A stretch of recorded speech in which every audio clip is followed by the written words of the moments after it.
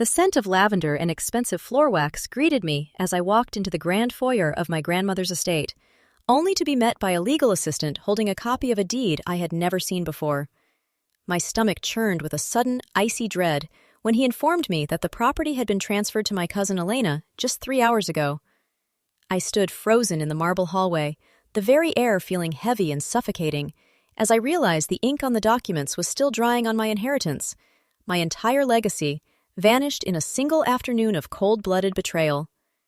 For the past 5 years, this house had been my sanctuary, the only thing that felt solid in a world that was constantly shifting. I remembered the Sunday afternoons spent here, the way the late afternoon sun would crawl across the mahogany bookshelves, casting long, golden shadows that made the dust motes dance like tiny stars. My grandmother had left me this estate with a single instruction: keep it for the bloodline, for the legacy. I had honored that by pouring every cent of my savings into restoring the Victorian woodwork and ensuring the taxes were paid 3 years in advance. It was more than a home. It was a fortress, a tangible proof that I had succeeded where everyone said I would fail. My husband, Mark, had been the one to encourage me throughout the restoration process. He was the picture of the supportive partner, often found on the back porch with a cold beer and a sympathetic ear, listening to my complaints about rogue contractors and overpriced Italian marble.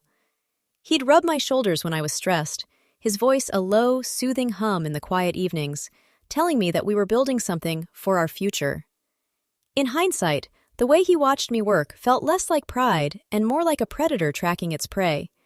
He knew the value of every antique, every square foot of land, and he knew exactly how much my heart was tied to the structure. Then there was Elena. My cousin had always been the shadow at the edge of my life, the one who smelled of cheap perfume and ambition. She was the charming relative who would pop by unannounced, complaining about her mounting debts and her failed business ventures. At first, I had tried to be the supportive family member, offering her small loans or invitations to dinner, believing that beneath her desperate posturing was a woman simply down on her luck. Mark, conversely, seemed to find her presence exhilarating. They would share jokes that I didn't understand, or whispered conversations in the kitchen that would abruptly cease the moment I walked through the door. I had dismissed these moments as harmless social awkwardness, convinced that my own insecurities were creating ghosts where there were only people. I remember one specific evening, just 2 weeks before the catastrophe. We were sitting in the parlor, the fire crackling in the hearth, when Elena leaned forward, her eyes bright with a strange, predatory glitter. She mentioned, quite casually, that she had been looking into the property records, claiming she wanted to ensure that my grandmother's legacy was being handled correctly. I had laughed it off, feeling a strange prickle of irritation at the base of my neck. I told her that my legal affairs were private and perfectly in order. Mark had laughed with her, placing a hand on my knee, his grip just a little too tight, a little too heavy. "Let her be curious, Clara," he had murmured, his eyes fixed on Elena rather than me. "Family is family, after all."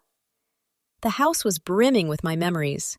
The antique tea set my grandmother handed down to me, the portrait of our ancestors in the hallway, the vintage rug in the library that cost more than a mid-sized sedan.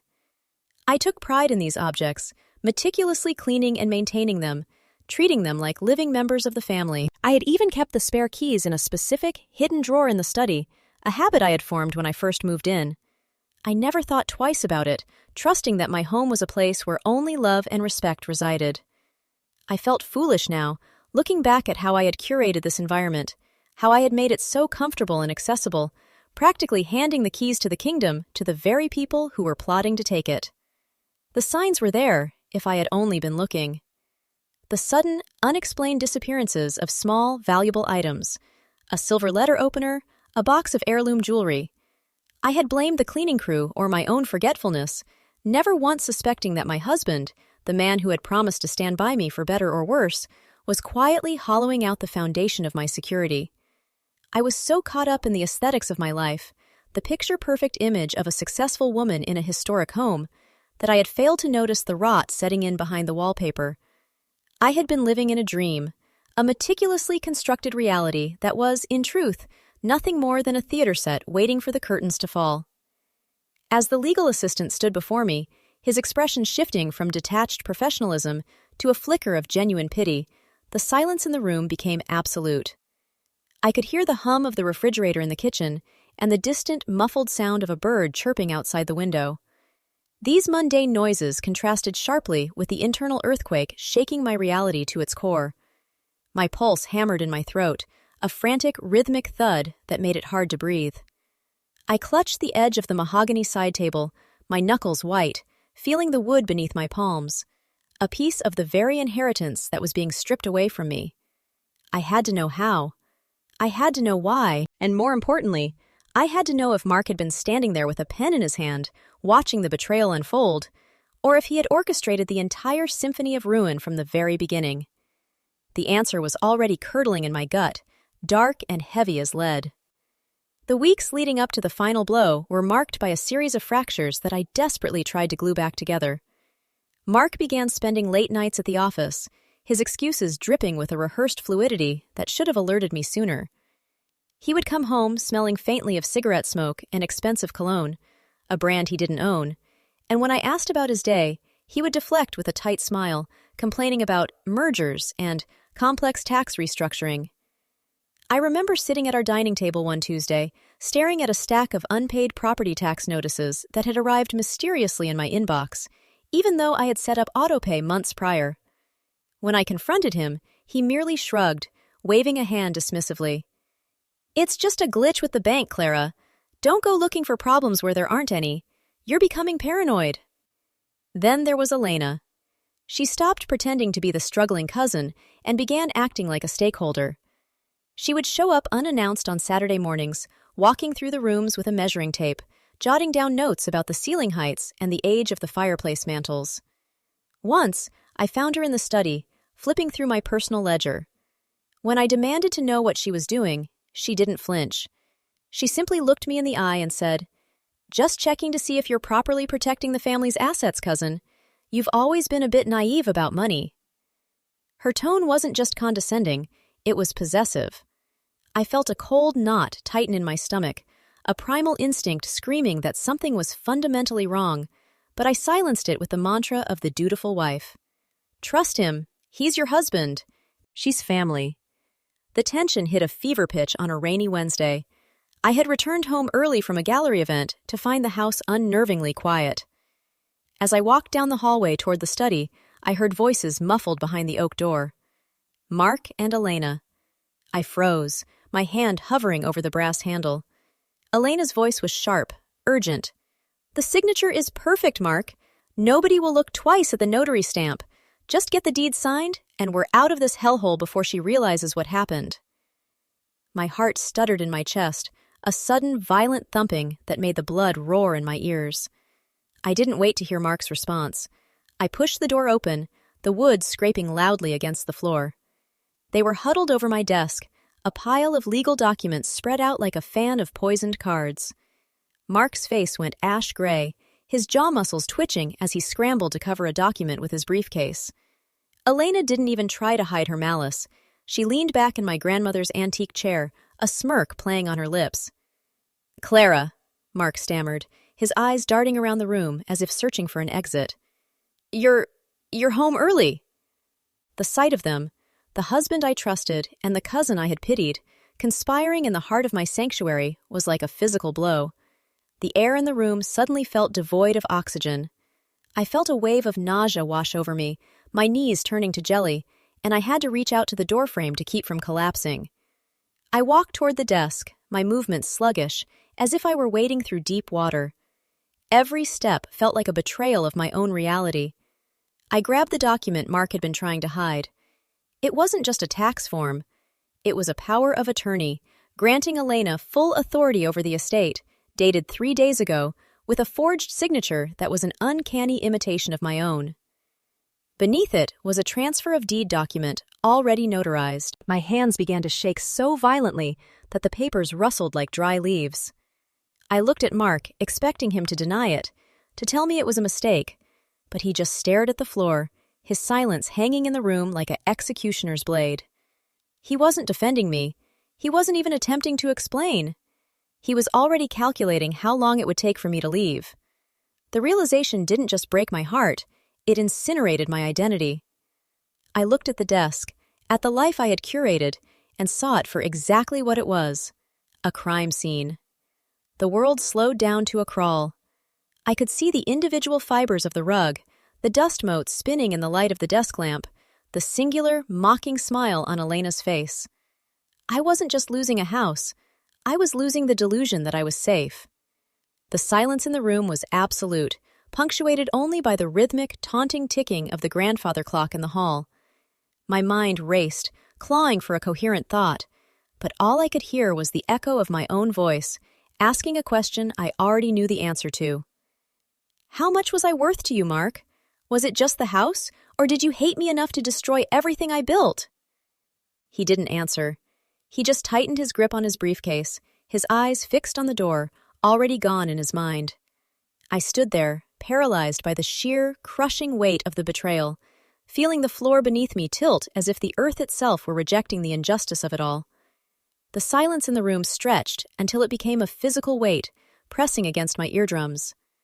Elena was the first to break it, her laugh brittle and sharp, like glass snapping. She stood up, smoothing her skirt with an air of practiced indifference that made my skin crawl. "Oh, don't look at us like we've committed a murder, Clara," she sneered, pacing the room with the arrogance of an owner inspecting a new acquisition. "It's just business. You've been living in this mausoleum for years, drowning in nostalgia and dead people's furniture. We're just putting the assets to work. You were never meant to manage this kind of wealth. You were just a placeholder." I looked at Mark, waiting for a protest, a defense, anything to show that the man I had slept beside for years still existed somewhere beneath this layer of greed. But he remained seated in the leather armchair, staring at the grain of the floorboards. "Mark," I whispered, my voice sounding thin and alien in the vastness of the study. "Tell me this is a joke. Tell me she's lying." He finally looked up, and the sight of his eyes, cold, empty, and utterly devoid of the warmth I had once mistaken for love, cut deeper than the forged papers. "Clara, be reasonable," he said, his voice flat, stripped of all emotion. "The house is a money pit. The maintenance costs, the insurance, the taxes. It's bleeding us dry. Elena has a plan to liquidate the property, invest the capital into a venture that actually yields returns. You're too sentimental to see that we're sinking. I did what had to be done to save our future." "Our future?" I repeated, a cold, hard knot of clarity forming in my chest. "You mean your future with her?" Elena let out a sharp, dismissive huff. "Don't be melodramatic. Mark and I have been partners long before you even moved into this neighborhood. You were just the key to the estate, the only one who could get the deed out of probate. You were a means to an end, Clara, and honestly, you were incredibly boring to deal with." The room spun. I felt a wave of dizziness, but instead of fainting, I felt something else, a sudden, sharp crystallization of rage. It wasn't the hot, messy anger of a wounded spouse. It was a cold, precise blade of clarity. I looked at the papers, then back at them. "You think you've won because you have a piece of paper," I said, my voice gaining a terrifying steadiness. "But you're both too stupid to realize that you've tripped over your own hubris." Mark stood up, his face hardening. "Enough with the theatrics. You need to pack your things. We've already contacted the estate lawyers. You'll be out by Friday, or we'll have the police escort you out for trespassing. Think about your reputation, Clara. Do you really want a scene?" I felt a ghost of a smile touch my lips, a sharp, dangerous expression that made Elena falter. "You talk about reputation? You, who forged a signature in a house that doesn't belong to you. You, who convinced a desperate woman to throw away her inheritance on a gamble that hasn't even been filed with the county registrar." Elena's eyes darted to Mark, a flicker of genuine alarm crossing her features. "What is she talking about?" "She's bluffing," Mark snapped, though he didn't look convinced. "She's just trying to stall." "Am I?" I stepped toward the desk, my hands no longer shaking. "Did you really think I wouldn't have a contingency for the deed, given how much you've both been circling like vultures? You stole the title to the house, Mark, but you didn't check the fine print in the grandmother's trust. The estate isn't just the land and the walls. It's a complex legal entity that requires a majority vote of the primary beneficiaries for any transfer of assets. And guess who holds the remaining interest in the holding company?" I leaned down, bracing my hands on the desk, meeting his gaze with a look of pure, unadulterated triumph. You signed a paper that means absolutely nothing. In fact, by notarizing it with a forged signature, you haven't just committed fraud, you've created a paper trail that leads straight to a prison cell. You haven't stolen the house, Mark. You've just signed your own confession. Mark's face lost all its color, his lips parting in shock. Elena lunged for the documents on the desk, but I was faster. I scooped them up, clutching them to my chest as if they were diamonds. The tension in the room was electric, a storm about to break, and for the first time in months, I felt like the person in control. The predator had become the prey, and they were finally, beautifully cornered. Elena's face contorted, shifting from arrogance to a panicked, mottled red. She reached out, her fingers clawing at the air, trying to snatch the documents from my grip. "Give them to me, you pathetic little mouse! You don't know what you're playing with!" she shrieked, her mask of cool detachment shattering into jagged pieces. She lunged forward, her nails grazing my arm, but I spun away, sliding toward the study door. I didn't care about the bruises or the physical struggle. My focus was laser-sharp, directed entirely at the exit. Mark, realizing the gravity of the situation, finally stepped in, his voice dropping into that smooth, manipulative baritone he used when he wanted to resolve things. "Clara, stop.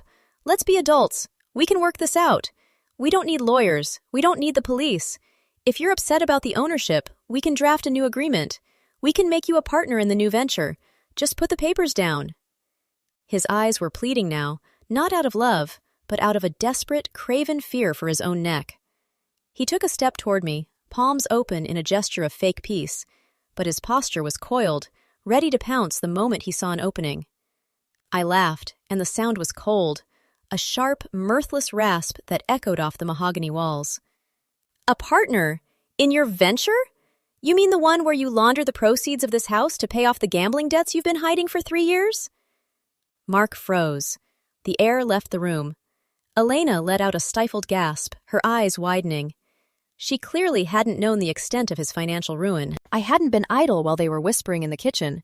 I had been digging, tracking the sudden, mysterious withdrawals from our joint accounts, and cross-referencing them with the strange, high-stakes finance forums Mark frequented late at night.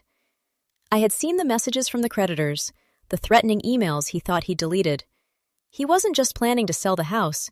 He was planning to disappear, and he was using Elena to make sure I took the legal fall for the insolvency. "You didn't tell her, did you, Mark?" I watched, satisfied, as the betrayal between the two conspirators began to bloom. Elena turned to him, her voice trembling with fury. "You said the money was coming from the equity. You said you had it all under control. You're broke?" "Shut up, Elena," Mark hissed, his composure completely dissolving. He turned back to me, his eyes now blazing with genuine, unfiltered rage. He stopped pretending to be the supportive husband and lunged for the papers with a desperate violence. He caught me by the wrist, his grip bruising, and slammed me against the heavy bookshelf. The world blurred for a second as my head snapped back, but I didn't let go of the documents. I swung my free hand, catching him across the cheek with my ring, leaving a stinging red mark. "Don't you ever touch me," I spat, my voice vibrating with a lethal, icy calm that shocked even me. The physical pain was a distant memory compared to the exhilarating rush of finally fighting back. "I've already sent copies of these files to the probate attorney and the fraud division of the state district office. Everything you've done, the forgery, the misappropriation, the threat of physical assault, is recorded. The police are already on their way." The silence that followed was heavy, suffocating. The reality of the situation finally settled over them like a shroud. Mark's hands began to shake uncontrollably, and he backed away from me, his eyes darting to the window as if calculating his chances of a jump. Elena, meanwhile, slumped into the chair, her face buried in her hands, sobbing with a mixture of terror and self-pity. The house, which had been the site of their greedy conquest, was now their trap. I stood by the door, the document held firmly in my hand, watching as the house of cards they had built for me collapsed directly on top of them. Mark tried one last pathetic tactic. He straightened his tie, his voice cracking. "Clara, please, think about our history. We've been through so much. I can explain everything. I was under so much pressure. You were under pressure because you were greedy. I cut him off, my voice devoid of mercy. And you didn't love me enough to be honest. You deserve exactly what's coming to you. The sound of sirens began to wail in the distance, growing louder with every passing second. They weren't just noises, they were the sound of my freedom, the heralds of a new chapter. As the blue and red lights began to dance against the windows, illuminating the room in a strobe-like flicker of judgment, I finally let out a breath I felt I'd been holding for an eternity. I walked past them, past the man I had loved and the woman I had trusted, and stepped out of the study, leaving them to face the wreckage they had so carefully constructed. The floor no longer tilted. It was solid, immovable, and for the first time in a decade, it was entirely mine. The transition from victim to architect of my own fate happened in the silence of the station waiting room, while Mark and Elena were being processed in separate interrogation suites. I watched the fluorescent lights flicker overhead, feeling a strange, hollow space inside where my attachment to my marriage had once resided. I wasn't crying, I was calculating. I had spent years shaping myself to fit the mold of a perfect wife, but standing there in the cold, sterile air, I realized that the mold was broken beyond repair. And for the first time, I was grateful for it. I picked up the phone and dialed my lawyer, not with a tremor in my hand, but with the steady, rhythmic focus of a woman who had finally reclaimed her autonomy. The retribution was surgical. Because I had preemptively secured the forensic audit of our finances, the district attorney didn't have to scramble for evidence. Mark's web of debt, his clandestine attempts to shift assets, and the crude, clumsy forgery of the deed were laid out in a way that made a plea deal impossible. Elena, desperate to save herself, flipped on Mark within 48 hours, providing testimonies that painted him as the primary mastermind of the embezzlement schemes.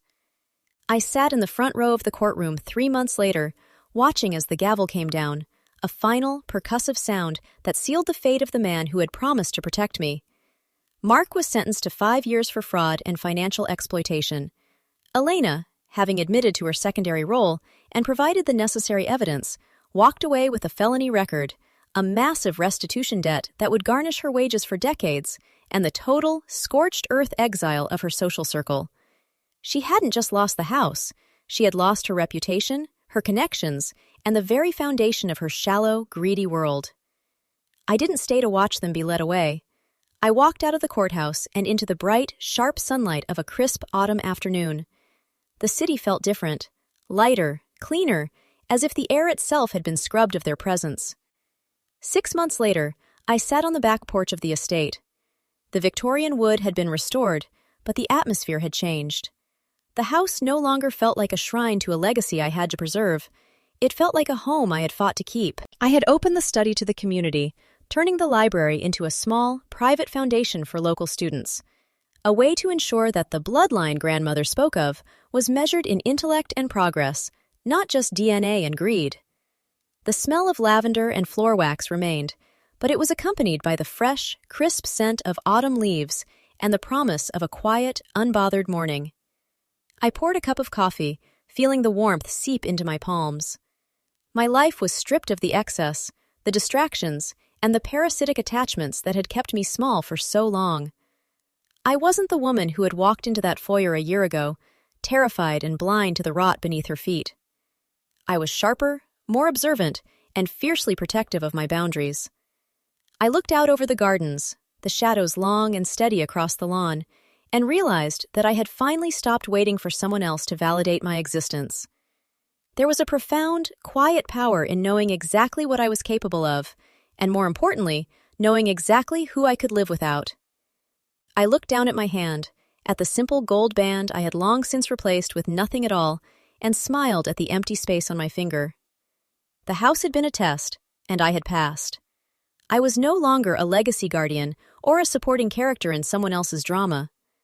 I was, at long last, the sole owner of my own life. As I took a slow, deliberate sip of my coffee, I realized the ultimate truth.